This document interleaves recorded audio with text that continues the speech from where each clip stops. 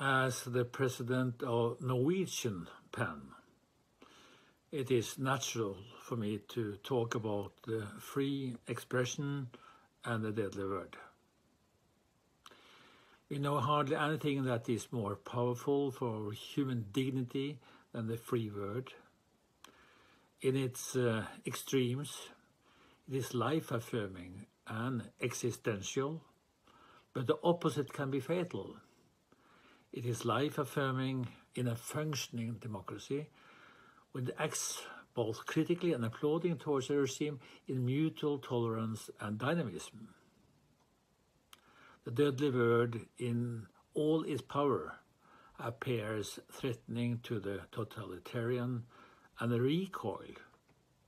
The penalty of the executant can be fatally pertinent. No more than ever, we see how challenging the critical free word can even be dangerous in many parts of the world. We know that when fear of the word is life-threatening, it is always a symptom and warning that authoritarian powers, yes, despotisms, reign politically or religious, or in a word case, together in an ugly association.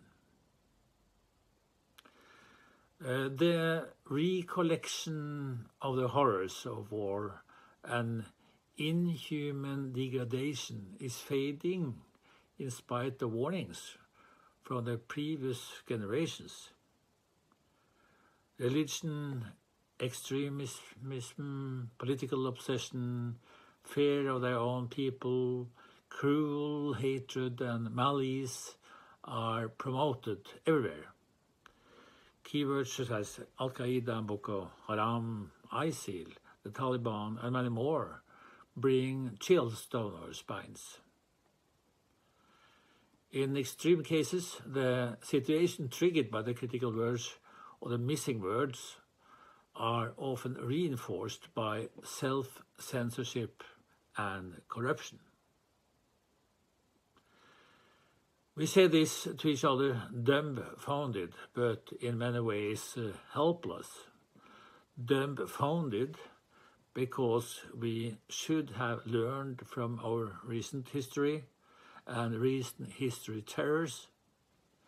Is it true that the memory of the atrocities since World War II, with all its Holocaust, nuclear bombs and mass killings, are fading, and that new generations have not learned? Could it really be possible? But do we sense some hope these days, even if a movement from below is still invisible? We are frightened that neo-fascism can take hold. It can happen fast. We see how undemocratic tendencies are spreading across Europe. And what does Brexit really signify? What will a new president of the US bring to the table in the end? What's gone astray when bestial violence and terrorism constantly dominate our news? Everything from decapitation, slaughter with machete, car bombing, massacres with automatic weapons, often executed by suicide and suicide martyrs who believe in a privileged life eternal. The international leadership, I underline that, the international leadership, organizations and superpower must take the blame. They have failed us in preserving a peace-promoting dialogue in a world with tremendous challenges and changes. But are there some individual responsibility? We come back on that. Democratic governing methods have long been lacking in many places. Knowledge of cultural differences is apparent. It has led to crises and atrocities instead of respect of our differences in our world. Was there a starting point to this new violence? Revenge and ambition for increased power. And what kind of power? Political, religious, or both? And with violence as an instrument? Well, an optimism was reigning in the power vacuum after the Iron Curtain fell. But the ideological uncertainty which happened has indeed created tasks with a complexity that the Cold War could not predict. Some would argue that the so-called Rushdie affair with the fatwa and attacks on the free word in 1989 was among the first signs that a new religious revival of Islam was on the way, with a terror as a tool. Ayatollah Khomeini's Iranian Shiite regime chose to perceive Salman Rushdie's novel, The Satanic Verses, with its irony and critical humor as blasphemous and insulting. It was sent from the West and by an apostate. It sparked the first terrorist threat with a fatwa against the author and his accomplice. A religion should be made a political instrument of power, and a death threat should even expand across borders in the name of Sharia. So the Ayatollah zoomed in on one of our most basic principles, namely free speech. It was a goal behind the dispersion of power by a reinterpreted radical and literal Islamism, more different and aligned to us in the West than we had previously seen. With its authoritarian politics in the name of religion, was freedom of expression pursued in the media, literature, satire, music, sculpture, and theater. We know that satire and caricature have been among the most affected genres and has triggered violence that has its own stories, with Jyllandsposten and Charlie Hebdo as the most tragic examples. Let us be more basic. Awareness and management of word and thought, culture and media and policy is a temperature gauge on a nation's democratic spirit. It is from cultural and media policy you read what kind of regime that is in power. It has been interesting to experience how the different political views throughout the ages, even in my country, Norway, treat culture and cultural politics differently. If culture is considered developing politics differently, and quality of life in a society integrated as a natural part of our welfare, a guarantee of a critical diverse society, or whether it be regarded with indifference, is of great importance.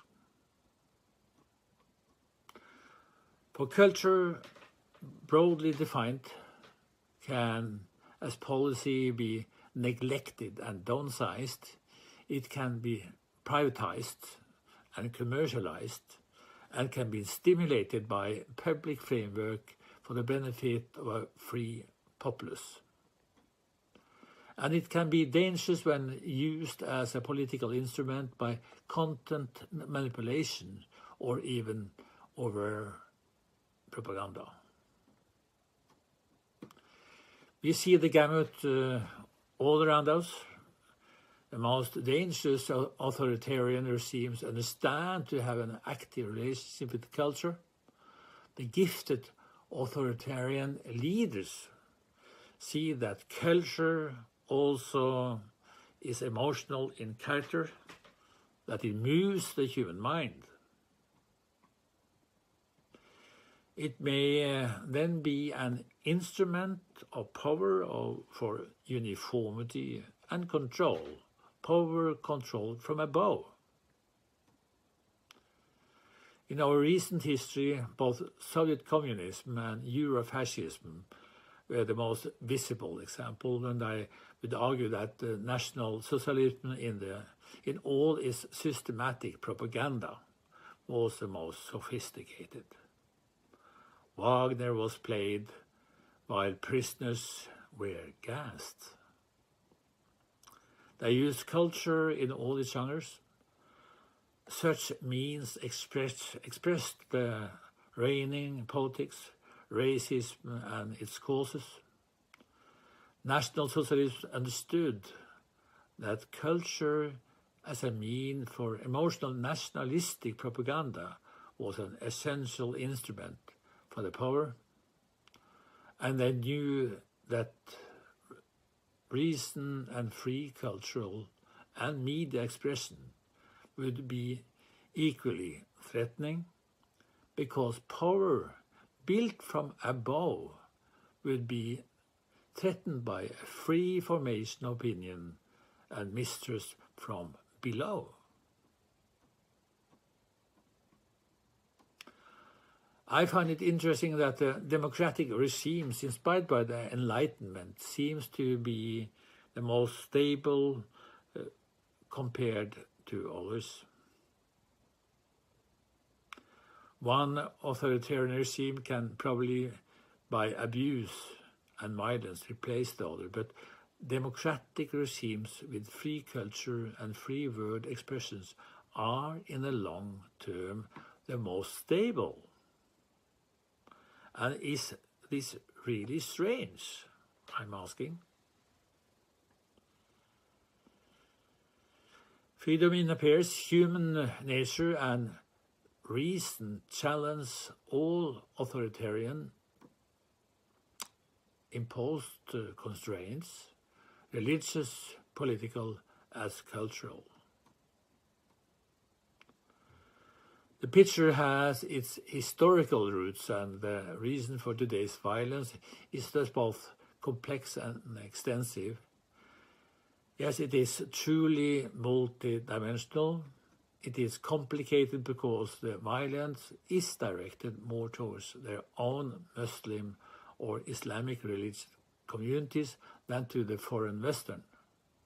And when the foreign is attacked, it is justified by keywords ranging from colonial complex memories, prosperity, differences between continents, fight for resources, unemployment, poverty, corruption, and not least an ambition to promote their religious power beyond their own continent. Warlike abuse in Iraq, Afghanistan, Libya, and Syria has created the most complex refugee flows. The ISIL experiment and the brutal ambition of a caliphate was a consequence of war and the other complexities. It is not just Islamic violence that we are wary of, but we are on alert to any form of fundamentalism, religious and or political. They are all threatening to the speakers of the free word, in spite of differences in government. We know that in Islamic countries, the religion is the overriding power and power agent in the political management. ISIL has its extreme literal interpretation of Islam and the Quran. In Iran's political governance, the authoritarian religion overrides its ambiguity and the autonomy. The kingdom Saudi Arabia is also ruled to authoritarian but different. Afghanistan's and the Western-influenced model and judiciary is a variant where the offense against Islam trigger life-threatening process against opposition, while the political criticism in debate and media is somehow accepted. The Afghan women have their place in parliament even if they have to fight for all other female agents, or female rights, Turkey has its own peculiarity, where political powers is more important than religion, but where religion is an instrument of power. Leadership is a degree personified. The result is lawlessness, corruption, and literally a collapse of freedom of speech. Kurds are made to be the sinners of and enemies in a fragmented and increasingly lawless society in a near civil war. I would argue that it is, after the attempted coup d'etat, that the coup is really carried out. Yes, today's development of governance and freedom of expression is discouraging. The list is long, but we have to limit ourselves. The PEN movement, through its worldwide writers in prison committees, in cooperation with ICORN, the International Cities of Refugee Network, rescues victims, writers, journalists, publishers, satirists, musicians, and other artists from life-threatening persecution. Norway has currently 14 writers living in our so-called free towns. The authors of the free cities, heroes and heroines among us, are persecuted for various reasons. Their stories are a reflection of conditions and governance in their countries.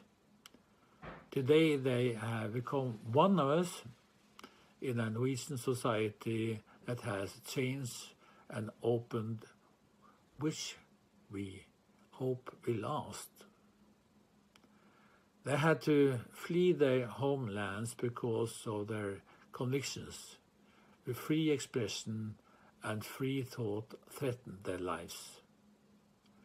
Their stories are important for us so we can understand the warning signs. I know many of them, and it would have been helpful to summarize their stories. We have no room for that, but let me underline that free cities for refugees, defending freedom of expression and humanity, could have been many in a free Turkey. You have the will, the quality, if you want, the capacity and the attitude to care for them. But today it is not so. Turkey is among those countries in the world where writers and journalists are desperately leaving or being arrested, even tortured and sentenced to insane imprisonment. And the president wants to reintroduce the death penalty. In fact, the applications to ICON, to the free cities, from persecuted Turkish journalists and writers are increasing every month. I repeat it, the ICON refugees are one of us.